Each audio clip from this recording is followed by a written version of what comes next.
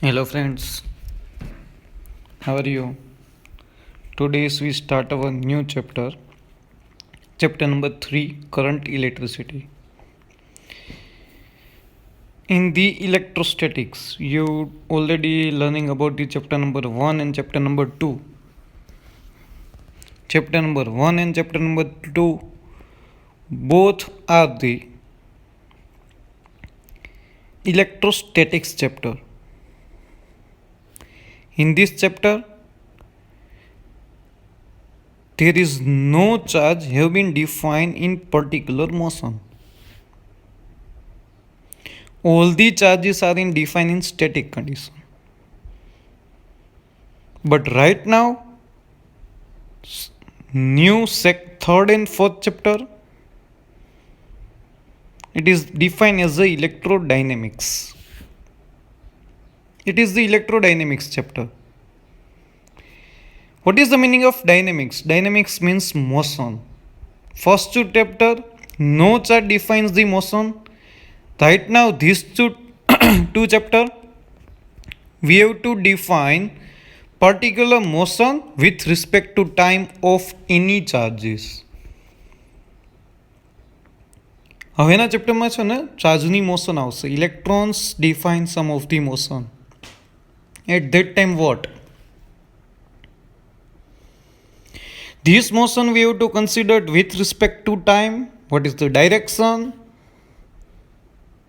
And when electron defines the sum of the flow or charge have been flow in particular with respect to time, it is known as the current. So here current produced થયો, charge motion માં આવ્યો. But before the producing the current, three physical properties the most important part for us is the electrostatics. First is first is charge, second is electric field, and third is electrostatic potential. જો આ ત્રણ property produce ના થઈ હોય ને તો current કોઈ દિવસ પ્રોડ્યુસ ના થાય. હું એમ કહું છું ને કે this wires pass out the electrons and currents have been flow with respect to time. It means ત્યાં ચાર્જ છે, ત્યાં ઇલેક્ટ્રિક ફિલ્ડ છે અને ઇલેક્ટ્રિક ફિલ્ડમાં પોટેન્શિયલ ક્રિએટ થયેલું છે. તો જ કરંટ પ્રોડ્યુસ થાય, બાકી કરંટ પ્રોડ્યુસ ના થાય. એમાંથી એમ કે સર ઇલેક્ટ્રિક ફિલ્ડ નથી તો કરંટ નહીં થાય.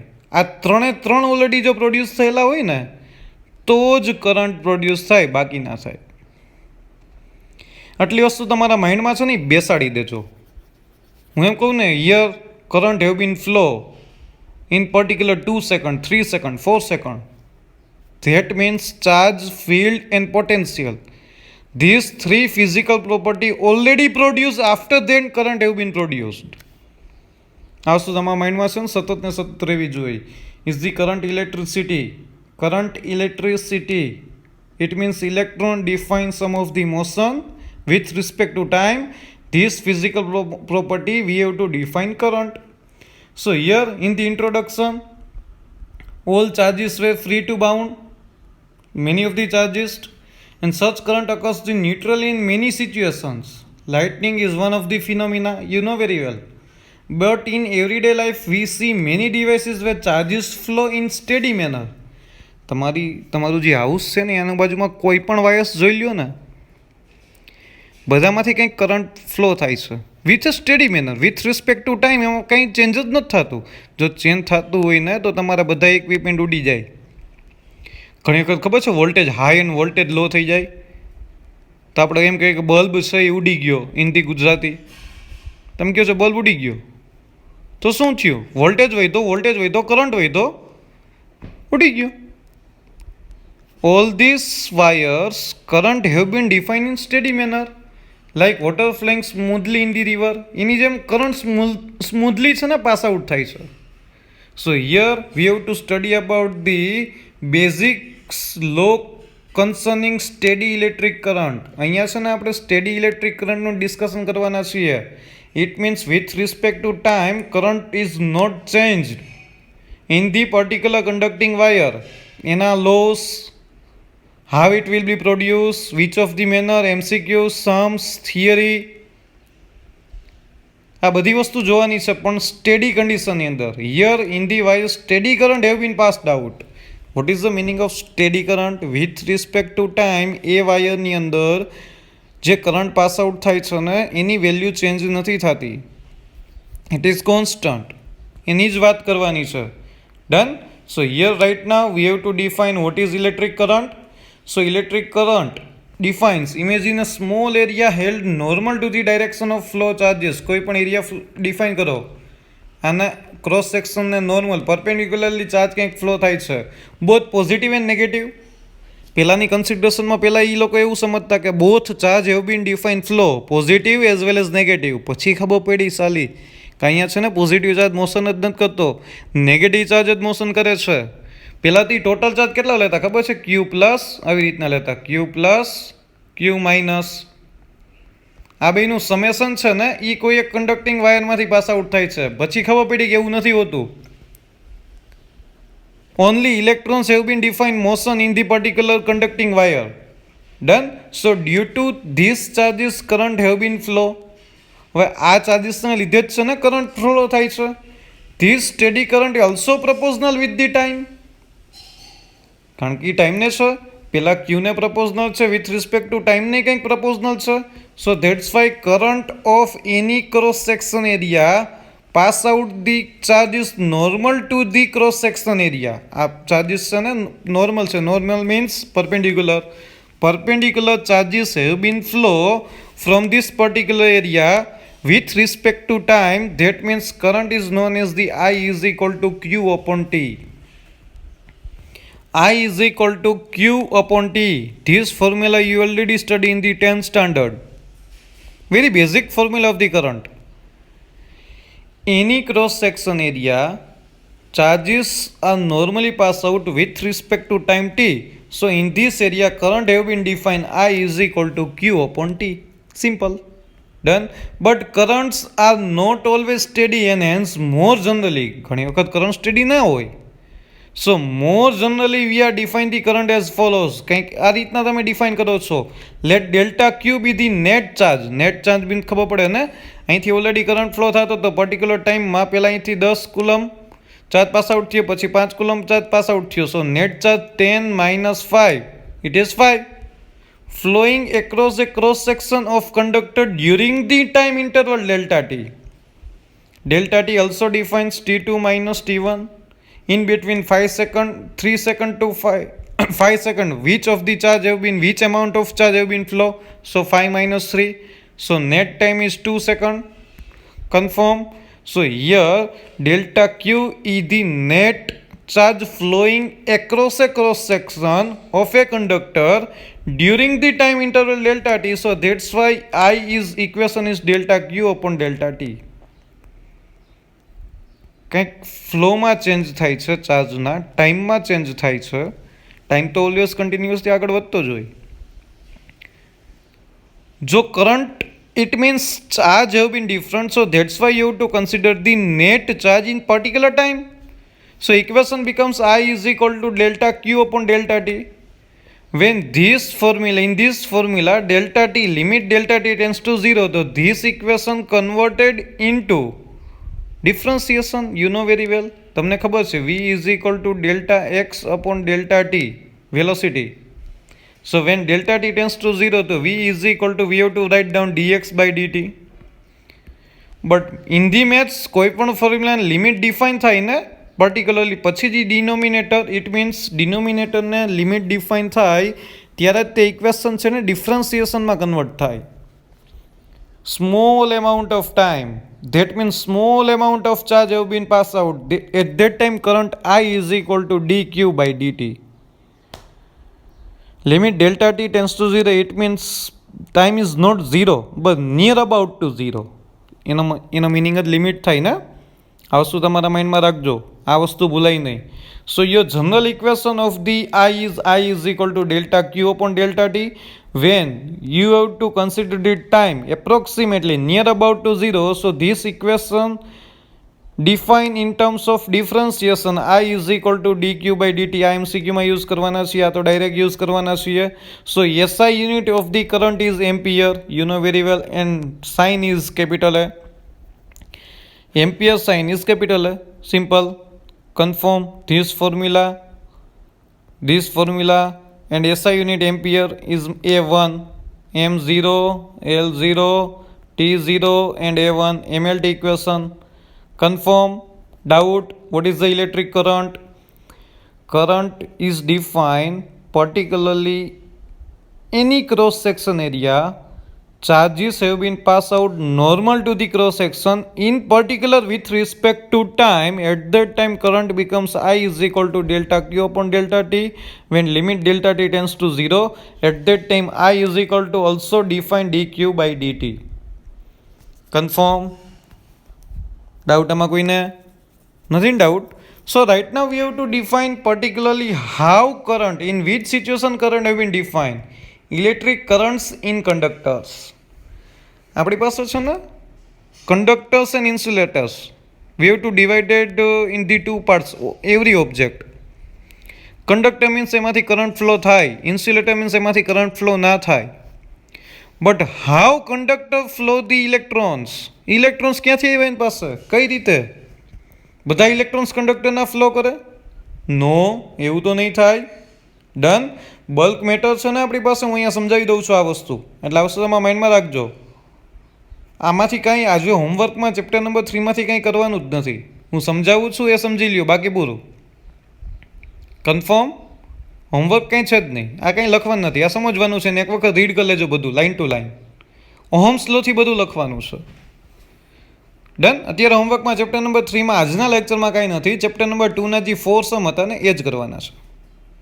સો here any molecules, any bulk matter defines the molecules. Molecule defines the atom. Atoms define the nucleus, and nucleus proton, neutron and electron. But here many molecules, many atoms and thousands and millions and billions of the electron they have. So how they have to define, produce the current? Sir કોઈ મોલિક્યુલ્સને તમે electric field apply કરો ને તો એમાંથી electrons જે હોય ને એ પાસ આઉટ થાય.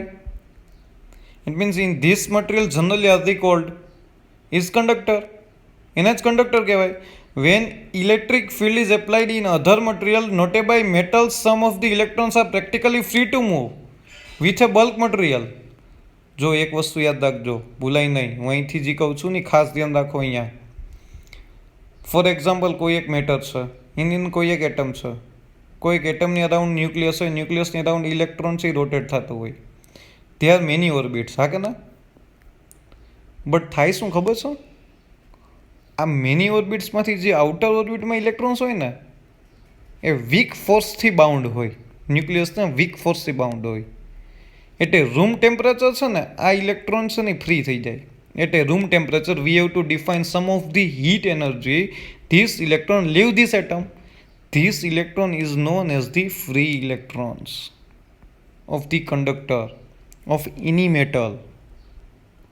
આવા મિલિયન્સ ઓફ ઇલેક્ટ્રોન છે ને મેટરની અંદરથી ફ્રી થઈ જાય. આઉટર ઓર્બિટના ઇલેક્ટ્રોન્સ, હા, આઉટર ઓર્બિટરના ઇલેક્ટ્રોન્સની જ વાત થાય છે. અહીંયા ઇલેક્ટ્રોન રોટેટ કરે છે, અહીંયા ઇલેક્ટ્રોન રોટેટ કરે, આ બધા બાઉન્ડ ઇલેક્ટ્રોન છે. આના લીધે કરંટ પ્રોડ્યુસ નથી થતો.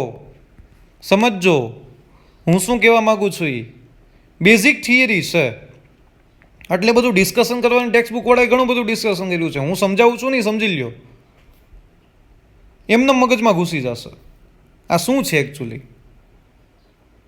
કોઈ એમ કે કંઈથી ઇલેક્ટ્રોન ફ્લો થાય છે, કરંટ હેવ બીન ફ્લો, તો મેટરના બધા ઇલેક્ટ્રોન ફ્લો થઈ ગયા. અહીંયા કોઈ એક મેટર છે, કોઈ એક મેટર ડિફાઇન કરી સર, અહીંયા ઇલેક્ટ્રિક ફિલ્ડ એપ્લાય કર્યું, પોટેન્શિયલ એપ્લાય કર્યું, ઇલેક્ટ્રોન અહીંથી મૂવ થઈ ગયા.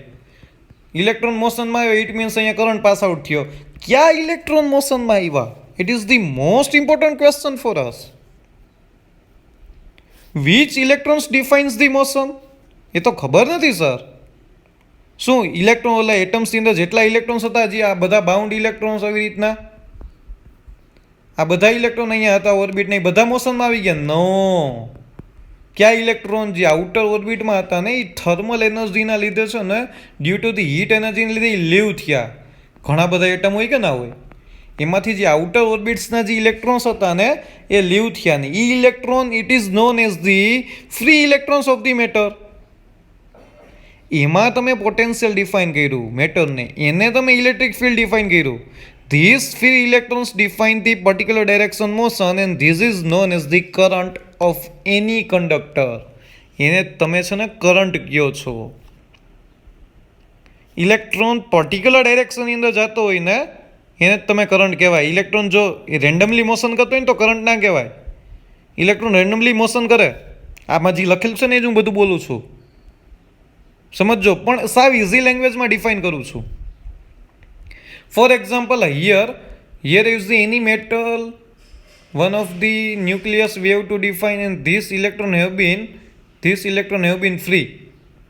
So this is electron is the free electron. So sir, due to the heat energy એની પાસે એનર્જી તો છે ને, તો આ ઇલેક્ટ્રોન ફ્રી થઈ ગયો અહીંયા સર, ફ્રી થઈ ગયો સર, ઇલેક્ટ્રોન ફ્રી થઈ ગયો મેટરમાંથી. તો આ ઇલેક્ટ્રોન મોશન ના કરે, બટ એ રેન્ડમ મોશન છે. એવું બીજો એક મેટલ છે એમાંથી ઇલેક્ટ્રોન ફ્રી થયો, ત્રીજો છે એમાંથી કંઈક એટમ છે એમાંથી ઇલેક્ટ્રોન ફ્રી થયો. આ બધા છે ને રેન્ડમ મોશન કરે. Due to the heat energy all of the electrons define the random motion, not an particular direction motion. કારણ કે એનર્જી છે sir, at a room temperature, due to the temperature, due to the heat energy, electron have an energy. But due to this energy, electron cannot be defined particular direction motion. They have to be defined random direction motion. So that's why net electric charge, net electrons outward from the matter કાંઈ નહીં આવે. બધા આની સાથે define કરશે, પોતાની energy ખતમ, કોલાઇડ થઈ ગયું, કોલિઝન થઈ ગયું. આ છે ને એના જે બીજા ઇલેક્ટ્રોન સાથે મેટર થયું, કોલાઇડ થયું, એનર્જી ખતમ. Many electrons we have, free electrons તો ઘણા બધા છે. In the copper, it is the good conductor for us. In the copper, 1 mole copper have to be defined 10⁻22 free electrons. કોપરની અંદર નેચરલી એની પાસે 10⁻22 ફ્રી ઇલેક્ટ્રોન્સ છે already. સો એટલા બધા 1 મોલની અંદર. In the 1 mall 10⁻22 free electrons, due to the heat energy. આ બધા electron છે ને રેન્ડમ મોશન થાય, એકબીજા ભેગા કોલાઇડ થાય, કોલેપ્સ થાય, ને એનર્જી એની લોસ થઈ ગઈ, પાછી એનર્જી આપી, પાછા લો થયા, પણ એના લીધે કરંટ પ્રોડ્યુસ નહીં થાય. એક પણ ઇલેક્ટ્રોન પર્ટિક્યુલર ડાયરેક્શનમાં મોશનમાં નથી. જેવું ઇમોશન કરે ને ત્યાં બીજો ઇલેક્ટ્રોન રેન્ડમ એની ભેગું કોલાઇડ થાય, કોલેપ્સ થાય, પૂરું થઈ ગયું. જય શ્રી કૃષ્ણ. એની એનર્જી લોસ થઈ ગઈ, complete. Current have been not flow due to the heat energy. When you flow the current, you have to apply the potential difference between 2 points of the metal or 2 points of the conductor. ત્યારે જ current flow થાય. You have to remember this part. Without potential, without electric field, you cannot define this electron defined in particular direction. Never. Never. આ બધા electrons છે due to the heat energy મોશનમાં જ છે. Room ટેમ્પરેચરમાં રાખો ને એટલે એની હીટ એનર્જી મળવાની જ છે, મોશન જ કરે છે ઓલવેઝ. ધીસ ફ્રી ઇલેક્ટ્રોન્સનું જ ડિસ્કશન થાય છે, સમજો. બીજું એક પણ ડિસ્કશન અહીંયા નથી થતું. Only discussing about the free electrons only.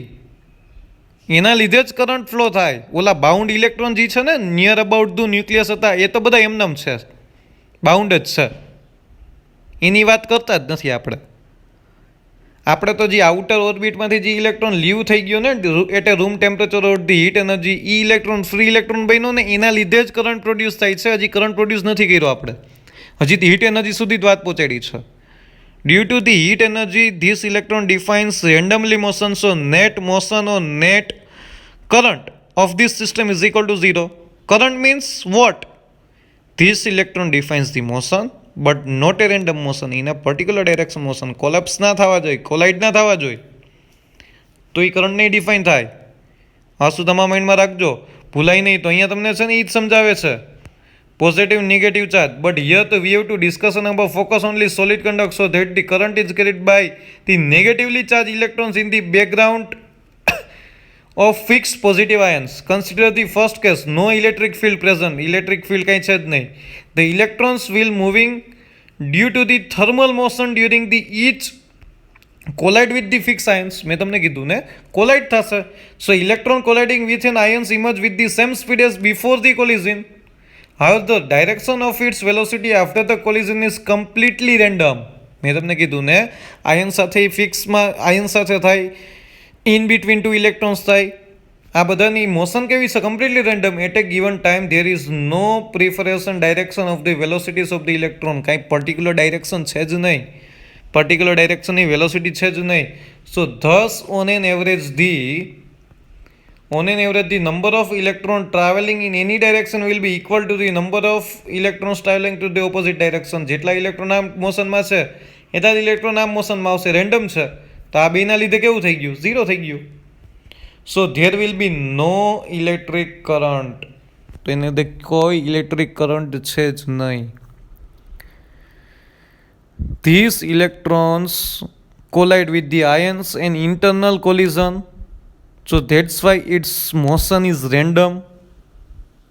So that's why number of electrons in particular direction is equal to number of electrons in opposite direction. That's why net electric current of this system is equal to 0 due to the thermal energy. અહીંયા electric field present છે જ નહીં. કોઈ એમ કે sir electric field વગર current produce કરો ને, electric ફિલ્ડની અંદર પોટેન્શિયલ ક્રિએટ કર્યા વગર તમે છે ને કરંટ પ્રોડ્યુસ કરો. It is not possible. એ પોસિબલ જ નથી કોઈ દિવસ. Due to the thermal energy free electrons મોશનમાં છે, પણ એ મોશન રેન્ડમ છે. તમે ઇલેક્ટ્રિક ફિલ્ડ એપ્લાય કરો ને તો પર્ટિક્યુલર ઇલેક્ટ્રોનિક ડાયરેક્શન મળે, એક ગોલ મળે. This is the goal.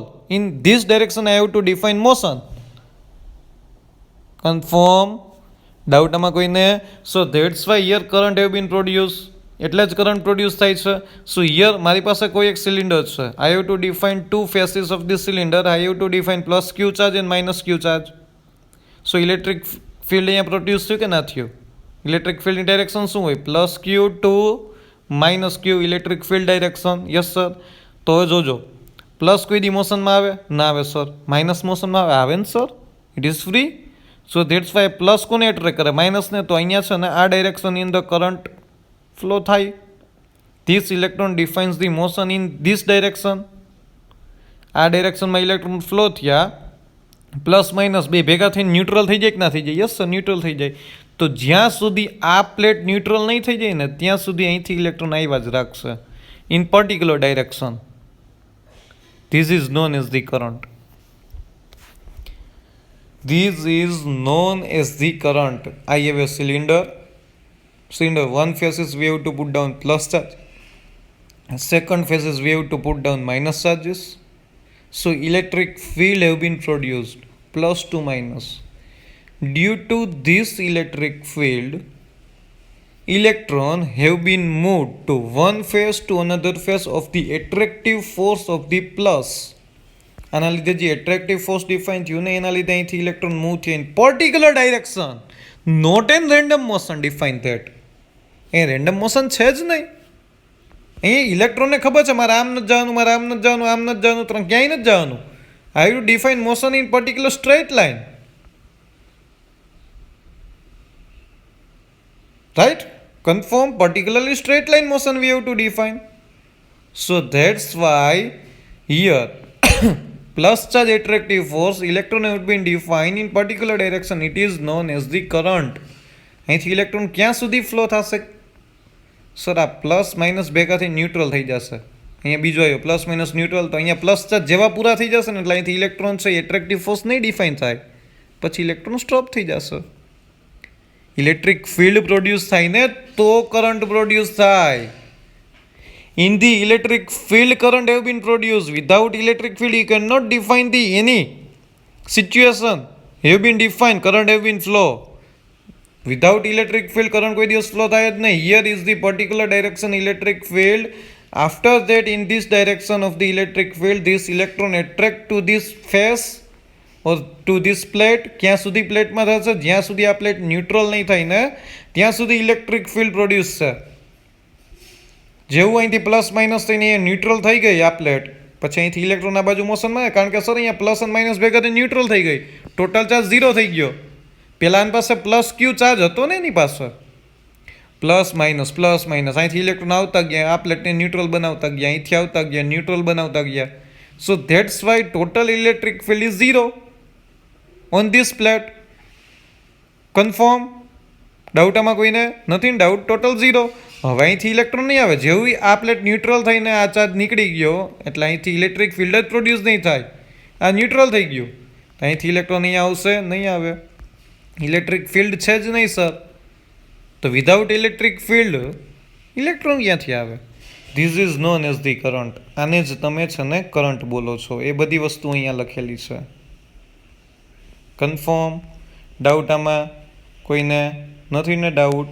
So right now you have to read this concept. Electric current in the conductor. Free electrons કોને કહેવાય? When in the outer orbit of the atom, due to the thermal energy or heat energy, this electron is defined free from this orbit. It is known as the free electrons. આ જ free electrons નો current હોય. ઓલા જે bound electron છે ને સાવ ન્યુક્લિયસની નજીકમાં જે અહીંયા બધાય એનો નથી. જે આઉટર ઓર્બિટમાં જે ઇલેક્ટ્રોન ફ્રી થયો છે ને એનો જ કરંટ છે. આ યાદ રાખજો, ભૂલાય નહીં. કોઈના મગજમાં એમ નહીં સર બધા ઇલેક્ટ્રોન્સ છે ને એ મોશનમાં આવી ગયા, કરંટ ચાલુ પ્રોડ્યુસ થયો એટલે. નહીં. Current only defines of the free electron of the metal. કોપરની અંદરથી છે ને ફ્રી ઇલેક્ટ્રોન્સ, કોપરની અંદરથી હું એમ કહું છું ઇલેક્ટ્રિસિટી પાસ આઉટ થાય છે, ઇલેક્ટ્રોન્સ પાસ આઉટ થાય છે, કરંટ પાસ આઉટ થાય છે. તો એ કરંટ 10⁻22 ઇલેક્ટ્રોન્સ જ હોય, કારણ કે કોપર પાસે 10⁻1 mall in the copper 10⁻22 free electrons. That's why current of this copper is only about of the 10⁻22 electrons. Current ઈ કોનો હશે? 10⁻22 ઇલેક્ટ્રોન્સ નો હશે. જે ઓલા બાઉન્ડ ઇલેક્ટ્રોન છે એનો કરંટ નહીં હોય. In the conductor or in the metal. Sir ઇન્સ્યુલેટરની અંદર કરંટ કેમ પાસ આઉટ નથી થતો? એ તો હવે સમજી ગયા ને? Because insulator does not have a free electrons. એની પાસે ફ્રી ઇલેક્ટ્રોન્સ છે જ નહીં. એને કોઈ આઉટર ઓર્બિટમાંથી ઇલેક્ટ્રોન ફ્રી થયો જ નથી. So that's why no free electrons means no current. That's why it is called the insulator. એટલા માટે એને ઇન્સ્યુલેટર કહેવાય. સમજાય છે? કન્ફર્મ? બહુ શાંતિથી આ વાંચી લેજો. આ હોમવર્કમાં છે નહીં. What is current, what is free electron, how current have been produce, which physical property required, એ બધી વાત કરી. નેક્સ્ટ લેક્ચરથી આપણે ઓહ્મ્સ લો સ્ટાર્ટ કરવાના છીએ. Okay good. ત્યાં સુધી thank you very much. Stay home, stay safe.